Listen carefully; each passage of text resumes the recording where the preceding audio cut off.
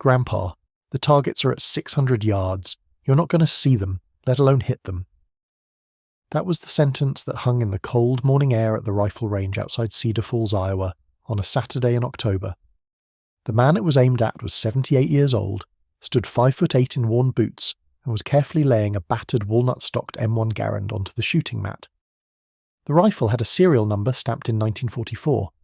The old man had no scope, no bipod, no muzzle brake, no range-finding turret to spin. He had a rear aperture sight the size of a pencil eraser and a front post the width of a matchstick. Around him, 15 young shooters in tactical caps stood behind their custom bolt-action rifles. Surgeon actions, Bartlein barrels, glass-bedded stocks, optics worth more than some of their cars. They smirked. They elbowed each other.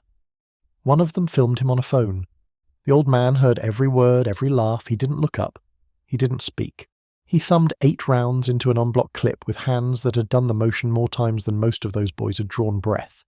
And then the match director walked out of the tower, took one look at the rifle, took one look at the shooter, and froze in the middle of the firing line.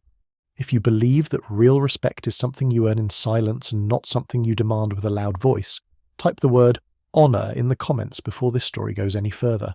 Because what happened at that range over the next 40 minutes is something every young shooter in America should hear at least once in their life. His name was Walter Hennessy, and almost nobody at the range that day knew it. He drove a 1998 Ford pickup the colour of dust. He wore a faded green field jacket that had seen more winters than most of the shooters had been alive. He lived alone now, in a small house on the edge of town, in the same kitchen where his wife Eleanor had made coffee every morning for 41 years, before the cancer took her in the spring of 2019. Walter didn't talk much anymore. He fed the birds, he read history books, and once a month on the Saturday closest to the new moon, he drove 90 minutes to the precision long-range match, because Eleanor, on the night before she died, had made him promise that he would not stop shooting. "Don't you dare put that rifle in a closet, Walt," she had said. "That rifle is who you are." So he kept his promise. He showed up. He paid his entry fee. He said good morning to the range officers, and he shot his old Garand, the same rifle that had once belonged to a corporal named Thomas Hennessy, on a hillside in northern France in the autumn of 1944.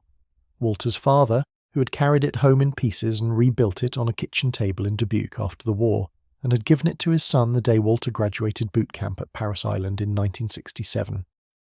The match that morning was a 600-yard precision event, the longest stage of the season. The targets were small. The wind was a swirling, gusting nuisance that pushed across the prairie at an angle no spotter scope could quite predict. The young men on the line had been preparing for weeks. They had ballistic calculators on their phones. They had Kestrel weather meters clipped to their belts. They had laser rangefinders, even though the distance to the target was already known and posted on the scoreboard. They were good shooters, most of them. Several of them were former competitive shooters from college teams. A few were active duty soldiers home on leave. They were not bad people. They were just young, and they did not yet understand that there are men who walk among us whose names will never appear on a billboard, but whose hands have shaped the very disciplines those young men were now practicing. The boy who had made the comment about Walter not being able to see the target was named Tyler. He was 24. He had a custom rifle that cost $4,200. He had never failed to clean a target at 600 yards in competition, and he was very, very proud of that. Walter heard the comment and let it pass over him the way a stone in a river lets the water go around it. He had heard worse, in worse places, from people who meant it more. He had stood under monsoon rain in Corps in 1968, with a corporal screaming in his ear that he was going to die in Vietnam if he didn't move faster, and he had not moved faster, and he had not died. He had stood on the firing line at Camp Perry in 1979 and listened to a New York Times reporter tell him that service rifle marksmanship was a dying art with no place in the modern military, and he had smiled politely and shot a 198 out of 200 the next morning to take the President's 100. He had stood in front of 300 young Marines at Quantico in 1985 and watched them decide by their faces alone that the small greying gunnery sergeant in front of them probably did not know what he was talking about, and he had taken the worst shooter in the room, a private named Delgado from El Paso, who could not group inside 10 inches at 200 yards, and 3 weeks later that private was punching the X-ring at 500.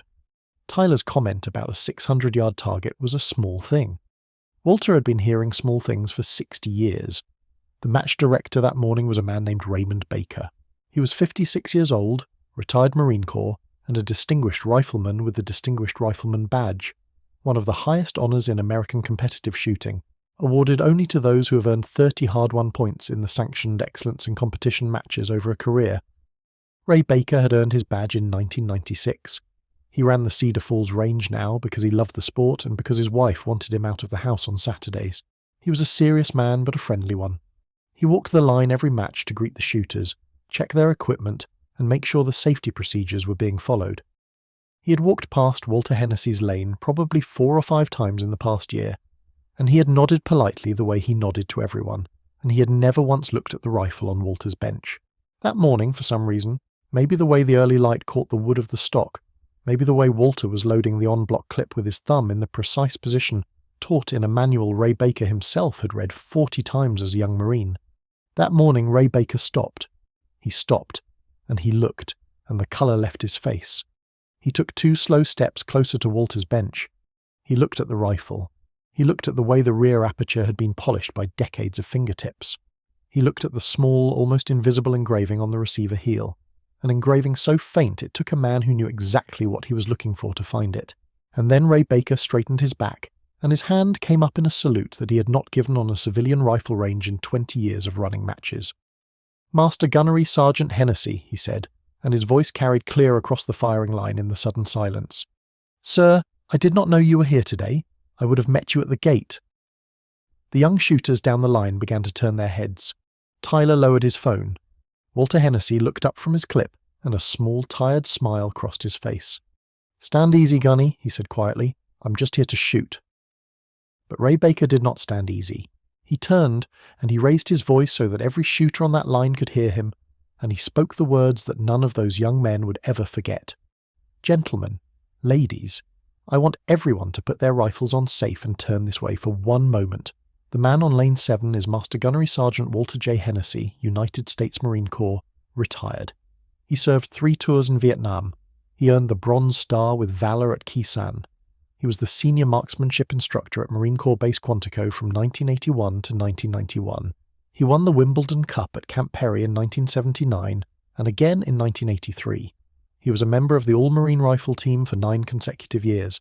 He earned the Distinguished Rifleman badge in 1976, 5 years before I was old enough to enlist.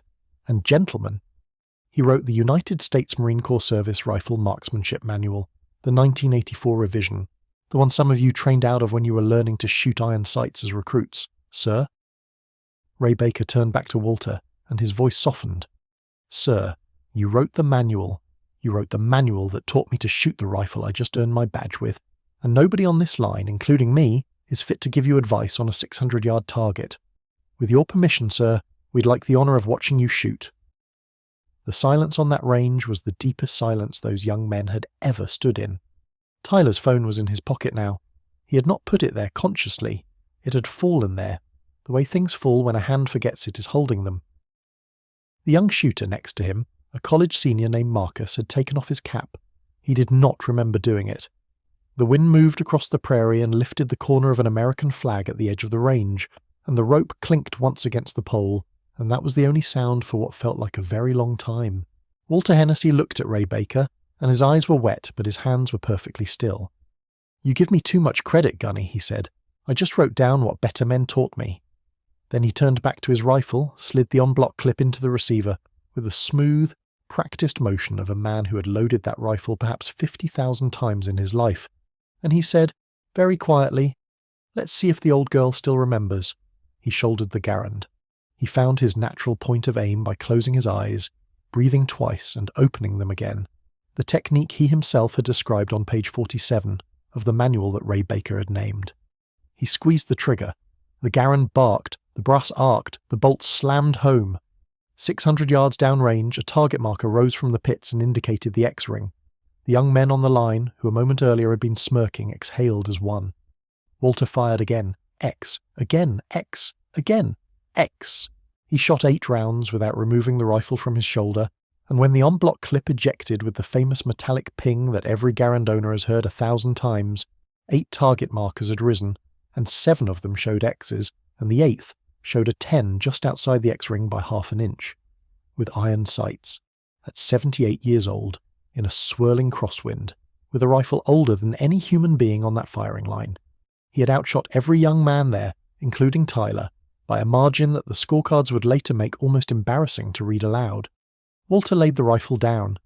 He stood up slowly, because his knees were not what they had been in 1968, or in 1979, or even in 2010. He nodded once to Ray Baker. He walked over to Tyler, who was still staring at the target board, as though it had personally insulted him. The old man put a hand on the young shooter's shoulder, gently, the way a grandfather puts a hand on the shoulder of a grandson he loves. "Son," he said quietly, so that only Tyler could hear, "that rifle of yours is a fine rifle. Don't let anyone tell you otherwise. But the man behind it matters more than the steel in front of him. Always has. Always will. Come find me at the next match. I'll show you how to read the wind without the meter. It's a thing the old shooters know. It's a thing worth learning." And then he walked back to Lane 7, sat down on the bench, and began to clean his Garand the way he had cleaned it every Saturday afternoon since 1967. Tyler did not shoot his second relay that day. He sat on the bench behind his expensive rifle, and he stared at the prairie, and at one point one of the older spectators saw him wipe his eyes with the back of his hand and pretend that the wind had blown dust into them. 2 weeks later, Tyler drove out to Walter Hennessy's small house on the edge of Cedar Falls with a bag of fresh coffee and a notebook, and he asked the old man if he had meant the offer. Walter had meant it. They sat on the back porch for 3 hours that afternoon, and Walter taught Tyler how to read mirage without a spotting scope, how to feel wind on the back of his neck and translate that feeling into minutes of angle, how to call his shot before the bullet ever reached the target. Tyler came back the next Saturday, and the Saturday after that. By spring, 3 other young shooters were coming with him. By summer, Walter Hennessy was teaching a small, informal Saturday morning marksmanship class on his own back lawn, with a folding chair, a thermos of coffee, and a 1944 Garand on a sandbag, and word was beginning to spread quietly through the long-range shooting community in eastern Iowa. Ray Baker came to one of those classes in July. He brought his Distinguished Rifleman badge and laid it on the table next to Walter's coffee cup, and he said, "Sir, I want you to know something. The reason I earned this badge is because of you. Not directly. You never coached me face to face. But the manual you wrote was on my bunk for 2 years. I read it before every match. Some of the lines I have memorized, and I have spent 20 years wishing I could thank the man who wrote them. I just never knew his name." Walter Hennessy looked at the badge for a long time. Then he picked it up and handed it back to Ray. "You earned it, Gunny," he said. "Every man earns his own badge. I just wrote down what better men taught me, and you took the time to read it. That's all any of us ever does." There was a pause, and then Walter smiled. "Eleanor would have liked you," he said. "She always said the good ones come back to say thank you." Walter Hennessy passed away peacefully in his sleep 18 months later, on a quiet morning in spring, with the M1 Garand resting on a rack above the fireplace, exactly where his father had hung it in 1946. His funeral was attended by more than 400 people, including a Marine Corps Honor Guard, a delegation from Camp Perry, and 41 young shooters from across the upper Midwest who had, over the past 2 years, learned to shoot at his back porch class. Tyler delivered the eulogy. He spoke for 9 minutes about a man he had once dismissed as a grandfather who would never see the target. He said near the end, "Master Gunnery Sergeant Hennessy did not teach us to shoot. He taught us that the man behind the rifle matters more than the steel in front of him. He taught us that respect is not loud. He taught us that the people who built the things we use today are still walking among us, and that we will not always recognize them, and that the cost of failing to recognize them is a cost we will carry for the rest of our lives. I almost paid that cost. I am grateful every single day that he gave me the chance to learn instead." There was not a dry eye in the chapel. The honor guard fired 3 volleys, the bugler played taps, and somewhere in the second row, Ray Baker stood at attention with his Distinguished Rifleman badge pinned to his lapel, and he saluted the casket of the man who, more than any other, had taught him what it meant to be a shooter. The lesson of Walter Hennessy is older than any of us, and it will be true long after all of us are gone. The men and women who built the disciplines we practice, who wrote the manuals we read, who fought the wars that gave us the freedom to argue about rifle scopes on a Saturday morning. Those men and women are still here. They are quiet. They wear faded jackets and drive old trucks. They do not announce themselves, and the test of our character, the real test, is not whether we can shoot a 600-yard target with a $4,000 rifle. The test is whether we can recognize the man on the bench beside us and treat him with the respect he's already earned 1,000 times before we were born. If this story moved you, if you believe that the old veterans walking among us deserve more honor than they ask for and more attention than they receive, then please subscribe to this channel, because we tell these stories every week, and we tell them because the men and women they are about will not tell them about themselves. They never have. They never will. That is part of why they are who they are. Type honor in the comments one more time before you go, and the next time you see an old man on a rifle range with a battered Garand, you do what Tyler eventually learned to do. You take off your cap, you walk over, and you ask him very politely if he would be willing to teach you something, because the answer, more often than you would ever guess, is yes.